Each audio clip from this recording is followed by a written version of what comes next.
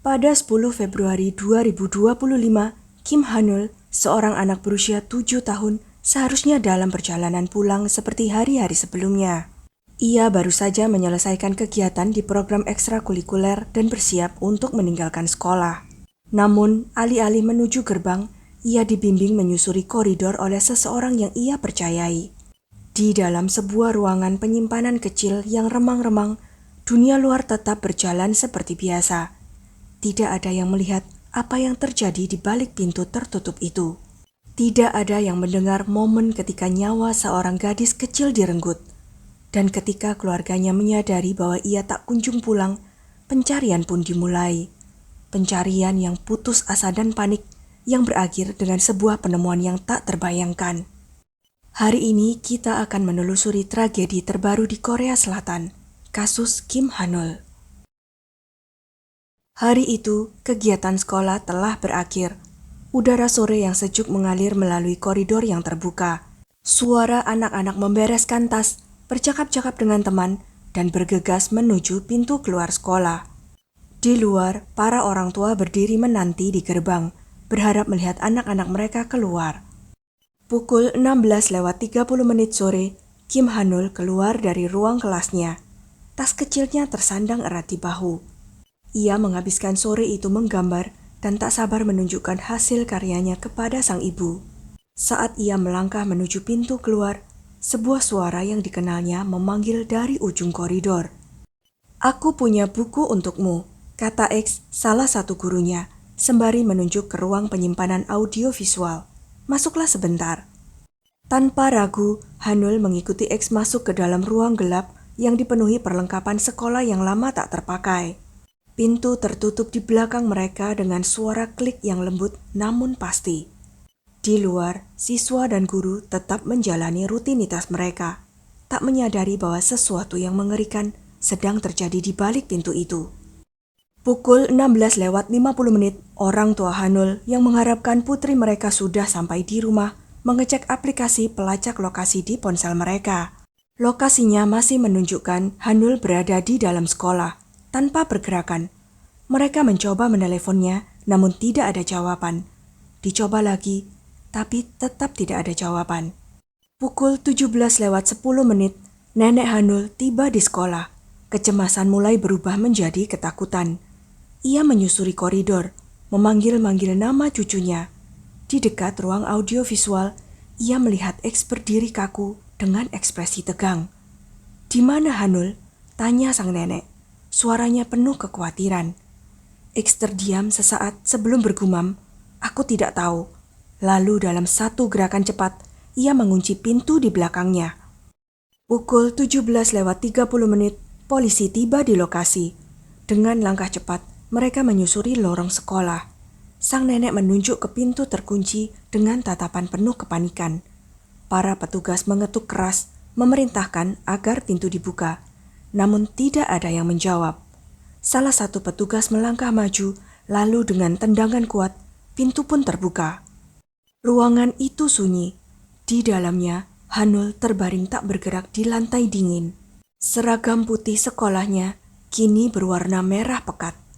Tangan kecilnya yang dulu penuh kehidupan, kini menggenggam lemah di dadanya. Cairan merah pekat menggenang di bawah tubuhnya yang rapuh. Beberapa langkah dari sana, X terduduk di dinding, gemetar dengan luka dangkal di pergelangan tangan dan lehernya. Pukul 17:50, para medis membawa Hanul keluar dengan tandu. Pemimpin tim medis menoleh ke arah petugas dan menggelengkan kepala. Tidak ada yang bisa mereka lakukan. Di luar, lampu-lampu darurat dari mobil polisi dan ambulans menerangi gerbang sekolah. Sirene meraung di udara, tetapi suara itu tenggelam oleh jeritan pilu keluarga Hanul. Seorang gadis kecil berangkat sekolah seperti hari-hari biasa, namun ia tidak pernah kembali. Ia kehilangan nyawanya di tangan seorang guru, seseorang yang seharusnya melindunginya, seseorang yang dipercayakan untuk membimbingnya. Namun wanita itu justru merenggut hidupnya. Laporan kemudian mengungkap bahwa X, seorang guru berusia 48 tahun, telah lama berjuang melawan depresi berat sejak 2018. Pada Desember 2024, ia mengambil cuti medis akibat kondisi mentalnya yang semakin buruk. Cuti tersebut seharusnya berlangsung selama 6 bulan, tetapi hanya dalam 3 minggu ia kembali mengajar, tanpa ada satu pihak pun yang mempertanyakan keputusannya. Penyelidikan mengungkap serangkaian tanda peringatan yang telah lama terlihat, jelas, berulang, dan mengkhawatirkan, tetapi diabaikan. X telah menunjukkan perilaku tidak stabil dan kekerasan sebelumnya. Rekan-rekannya menyaksikan perubahan suasana hatinya yang drastis, ledakan emosional, serta tindakan-tindakan mengkhawatirkan. X pernah memelintir tangan seorang rekan yang mempertanyakan kondisinya. Sekolah mengetahui, kantor pendidikan telah diberitahu, tetapi tidak ada yang berubah. Hanya 5 hari sebelum pembunuhan itu, X merusak properti sekolah dalam ledakan amarah. Keesokan harinya ia menyerang seorang guru lain, mencengkeram pergelangan tangannya, dan mencoba mencekiknya. Sekolah mengikuti prosedur dan melaporkan insiden tersebut ke kantor pendidikan. Respon yang diterima dilaporkan ke polisi, namun tidak ada tindakan lebih lanjut. Bahkan pada pagi hari tanggal 10 Februari, hari di mana pembunuhan itu terjadi, Dinas Pendidikan sempat mengunjungi sekolah. Namun meskipun telah ada laporan dan kekhawatiran yang menggunung, mereka hanya berbicara dengan kepala sekolah dan wakilnya. Tidak ada satupun dari mereka menemui X. Tidak ada tindakan, tidak ada intervensi. Dan beberapa jam kemudian, seorang anak kecil harus membayar harga mahal. Polisi bertindak cepat. Mereka menggeledah rumah, mobil, dan komputer kerja X, mencari bukti yang bisa menjelaskan bagaimana dan mengapa tragedi ini terjadi. Ponsel dan laptopnya dikirim untuk pemeriksaan forensik. Para ahli menelusuri riwayat pencariannya untuk menemukan petunjuk apakah kejahatan ini telah direncanakan. Hasil otopsi mengungkapkan luka-luka dalam yang berasal dari tusukan benda tajam tanpa satupun tanda adanya keraguan saat ditusukkan. Ini bukanlah kecelakaan, ini adalah tindakan yang disengaja. Hanul telah ditikam berkali-kali dan luka-luka itu akhirnya merenggut nyawanya. Namun ada sesuatu yang lebih memilukan. Tim forensik menemukan luka-luka pertahanan pada tangan kecil Hanul. Ia telah mencoba melawan. Di saat-saat yang mengerikan itu, ia melakukan segala yang dia bisa untuk melindungi dirinya, untuk melarikan diri, dan untuk bertahan hidup. Saat-saat terakhirnya dihabiskan dengan berjuang karena ia ingin hidup, tetapi ia tidak pernah memiliki kesempatan lagi.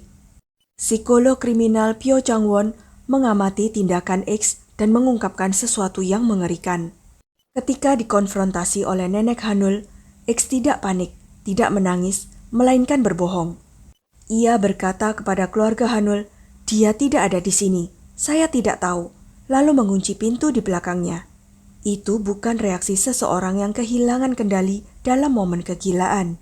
Itu adalah tindakan seseorang yang mencoba menutupi jejaknya, seseorang yang tahu persis apa yang dilakukannya dan berusaha menunda penemuan kejahatannya. Pyo Chang-won menyatakan dengan tegas, ini bukan kejahatan karena keputusasaan, ini adalah tindakan yang telah direncanakan. Penyelidik dan para ahli begitu yakin bahwa pembunuhan ini sudah direncanakan sebelumnya, karena bukti baik fisik maupun perilaku, mengarah pada satu kesimpulan. Pertama, X telah membuka kunci ruang penyimpanan audiovisual lebih awal pada hari itu, jauh sebelum kejahatan terjadi. Biasanya ruangan itu tetap terkunci, dan fakta bahwa ia memastikan ruangan tersebut dapat diakses sebelumnya menunjukkan bahwa ia sudah berencana untuk memancing seseorang masuk. Selain itu, ia sengaja menunggu anak terakhir meninggalkan program setelah sekolah. Rekaman CCTV menunjukkan X berdiri di lorong, mengamati anak-anak yang pergi, menunggu hingga hanya satu yang tersisa, Kim Hanul. Selain itu, senjata pembunuhan itu sendiri tidak sekedar benda yang diambil secara acak dalam kondisi emosi tak terkendali. Sebaliknya, X telah membeli pisau itu dari sebuah toko yang hanya berjarak 2,2 km dari sekolah saat jam kerja dan hanya beberapa jam sebelum kejahatan terjadi. Kata-kata dan tindakannya setelah pembunuhan juga semakin memperkuat dugaan bahwa pembunuhan itu telah direncanakan. Ketika nenek Hanul tiba, X tidak mencoba meminta bantuan atau mengklaim bahwa ini adalah kecelakaan. Sebaliknya, ia berbohong dan mengunci pintu. Secara aktif berusaha menyembunyikan kejahatannya selama mungkin. Lalu muncul pemikiran, apa yang akan terjadi jika nenek Hanul masuk sebelum polisi tiba? Pyo Chang-won tidak ragu-ragu menjawab, ada kemungkinan besar bahwa X akan menyerangnya juga. Tersangka ini sangat berbahaya pada saat itu. Ketika ditanya apakah depresi bisa menjadi motifnya, Pyo Chang-won dengan tegas menolak gagasan itu. Ia berkata, sama seperti beberapa penjahat yang menyalahkan alkohol, masalah keluarga, atau kehilangan pekerjaan, X menggunakan penyakit mental sebagai alasan. Namun kenyataannya adalah, ia menunjukkan agresi ekstrim dan kecenderungan kekerasan, dan itulah yang menyebabkan kejahatan ini. Terkait klaim X bahwa ia membeli pisau untuk melukai dirinya sendiri, Pyo Chang-won membantahnya tanpa ragu. Itu hanya alasan. Pembelian senjata itu adalah bagian dari rencana pembunuhan yang sudah ia rencanakan sebelumnya. Segala sesuatu tentang kejahatan ini, mulai dari cara ia membuka ruangan lebih awal, bagaimana ia memilih korbannya, hingga upayanya menyesatkan keluarga, menunjukkan satu fakta yang tak terbantahkan. Ini bukan tindakan kekerasan yang terjadi secara mendadak. Ini adalah pembunuhan yang telah direncanakan. Detail baru juga mengungkapkan bagaimana X, meskipun memiliki riwayat panjang masalah kesehatan mental, dipekerjakan kembali sebagai guru dengan pengawasan yang sangat minim. Berdasarkan dokumen resmi, X dinyatakan layak kembali bekerja tanpa pemeriksaan ketat, meskipun ada banyak tanda yang menunjukkan bahwa ia tidak cocok untuk bekerja dengan anak-anak. Laporan medis yang diserahkan saat ia kembali bekerja menyatakan bahwa gejala-gejala telah hampir menghilang dan pekerjaan normal tampaknya memungkinkan. Pernyataan ini bertentangan langsung dengan evaluasi medis sebelumnya yang menyarankan bahwa ia membutuhkan setidaknya 6 bulan perawatan karena depresi berat. Sebelumnya, Dinas Pendidikan Metropolitan Daejeon membela keputusan mereka untuk mengembalikan X ke sekolah dengan mengatakan bahwa ia telah memperoleh laporan rumah sakit yang mengkonfirmasi bahwa X mampu menjalani aktivitas sehari-hari dan tidak lagi memerlukan perawatan. Penelusuran lebih lanjut terhadap riwayat medisnya mengungkapkan bahwa X telah berada dalam perawatan psikiatris selama 5 tahun dan beberapa kali kambuh dan gejala yang semakin memburuk. Situasi semakin memburuk pada pertengahan 2023 dan ia memerlukan perawatan intensif pada Januari 2024. Kondisinya sempat membaik, tetapi pada September 2024 kondisinya memburuk secara drastis. Namun hanya 3 bulan kemudian, pada Desember 2024, dokternya menandatangani persetujuan untuk mengembalikannya ke sekolah. Alasan yang diberikan adalah pada awal Desember, gejala yang tersisa telah berkurang secara signifikan, sehingga pekerjaan normal dimungkinkan. Dengan berbekal 3 dokumen yang dibutuhkan, permohonan tertulis dari X, evaluasi kepala sekolah, dan sertifikat medis, ia diizinkan kembali bekerja hanya 21 hari setelah mengajukan cuti. Dan dalam waktu 6 minggu setelah kembali mengajar, X membunuh seorang siswi dari kelasnya. Salah satu temuan yang mengejutkan dalam kasus ini adalah kegagalan Komite Peninjauan Kesehatan Guru, badan yang bertanggung jawab untuk menentukan apakah seorang guru layak untuk bertugas. Meskipun ada riwayat kekerasan dan gangguan kejiwaan yang terdokumentasi, komite ini tidak pernah bersidang untuk menilai kasusnya. Faktanya, laporan menunjukkan bahwa komite ini hanya bersidang sekali sejak 2015, menyoroti kurangnya pengawasan yang serius terhadap guru dengan kondisi kesehatan mental. Kurangnya proses evaluasi yang terstruktur, kegagalan untuk melaporkan tindakannya, serta ketidakmampuan pejabat pendidikan untuk campur tangan, semuanya menjadi sorotan. Kembalinya X untuk bekerja bukan sekedar kegagalan birokrasi, melainkan serangkaian kesempatan yang terlewatkan untuk mencegah tragedi yang seharusnya tidak pernah terjadi. Kim Hanul seharusnya masih hidup. Pemerintah Korea Selatan kini memperkenalkan Hanul Act, sebuah undang-undang yang akan memungkinkan sekolah menempatkan guru dalam cuti jika mereka dianggap tidak layak secara mental untuk bekerja. Pada 12 Februari 2025, Wakil Perdana Menteri sekaligus Menteri Pendidikan Lee Ju-ho mengumumkan bahwa pemerintah mengambil langkah-langkah untuk mencegah insiden serupa terjadi lagi. Ia menyatakan bahwa undang-undang ini akan memastikan bahwa guru yang tidak dapat menjalankan tugasnya dengan aman akan dikeluarkan dari kelas. Untuk meredakan kekhawatiran publik, Menteri Lee Ju-ho juga mengumumkan rencana untuk memperkuat keamanan di sekolah. Saat berita menyebar, keterkejutan berubah menjadi kemarahan. Warga menuntut jawaban. Bagaimana seorang guru yang tidak stabil secara mental bisa kembali mengajar? Mengapa tidak ada intervensi? Bagaimana ini bisa terjadi? Masyarakat menuntut agar identitas lengkap X diungkapkan dan kegagalan sistemik ditangani. Sebuah kontroversi yang tidak terduga semakin menambah beban emosional bagi keluarga Kim Hanul yang sedang berduka. Masalah ini bermula setelah ayah Hanul menyampaikan sebuah permohonan tulus agar Jang Won-young, anggota grup K-pop IVE, menghadiri pemakaman putrinya. Dalam sebuah wawancara, sang ayah menjelaskan bahwa itu bukanlah tuntutan, melainkan hanya sebuah permintaan pribadi. Putrinya adalah penggemar berat Jang Won-young dan bercita-cita untuk menjadi seperti idolanya. Ia hanya ingin putrinya dikenang oleh seseorang yang sangat dikaguminya, meskipun hanya secara simbolis. Sebagai tanggapan, agensi IVE Starship Entertainment mengirimkan karangan bunga dengan pesan bela sungkawa serta kartu foto Jang Won-young, mengetahui betapa Hanul sangat menyayanginya. Namun reaksi dunia maya dengan cepat menjadi toksik. Beberapa penggemar bersikeras bahwa sang idola harus datang secara langsung ke pemakaman. Sementara yang lain justru mengkritik ayah Hanul, menuduhnya menekan seorang selebriti di tengah tragedi pribadi keluarganya. Serangan komentar kebencian pun membanjiri forum-forum online. Sebagian menyerang sang ayah karena membuat permintaan tersebut, sementara yang lain berargumen bahwa seorang figur publik tidak boleh dipaksa untuk berduka. Apa yang awalnya merupakan permohonan emosional sederhana dari seorang ayah berubah menjadi perdebatan internet yang penuh dengan negativitas, semakin menambah luka bagi keluarganya yang tengah berduka.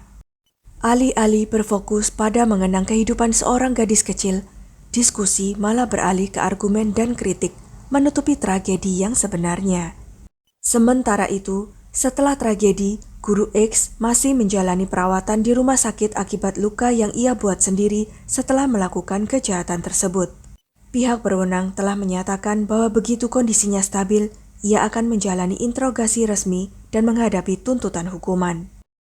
Polisi telah menggeledah rumahnya, mobilnya, serta perangkat pribadinya untuk mengumpulkan bukti. Meski belum ada tanggal pasti untuk pemeriksaan, polisi menyatakan bahwa interogasi akan dilakukan segera setelah dokter memastikan bahwa ia secara fisik dan mental cukup stabil untuk berpartisipasi. Dengan kebrutalan kejahatan ini serta bukti yang jelas mengenai unsur perencanaan, kita sangat berharap bahwa ia menerima hukuman maksimal yang memungkinkan. Sebuah nyawa telah diambil dengan cara yang begitu mengerikan, dan keadilan harus ditegakkan sepenuhnya sesuai hukum yang berlaku. Hari-hari berlalu, tetapi rasa sakit tetap ada. Teman-teman sekelas Hanul duduk di ruang kelas yang tidak akan pernah lagi ia hadiri. Mejanya tetap tidak tersentuh, menjadi pengingat bisu atas kehidupan yang telah direnggut. Keluarganya tidak akan pernah lagi mendengar suaranya. Kasus ini akan segera dibawa ke pengadilan dengan bukti-bukti yang tidak terbantahkan. Namun, tidak ada vonis yang bisa mengubah apa yang telah terjadi. Tidak ada yang bisa membawa Hanul kembali. Satu kebenaran yang tidak akan pernah berubah. Seorang gadis kecil mempercayai gurunya, dan kepercayaan itu merenggut hidupnya. Sekian kisah kali ini. Jangan lupa untuk klik like, share, subscribe, dan komen ya pendapat kalian. Sampai jumpa lagi di video-video selanjutnya.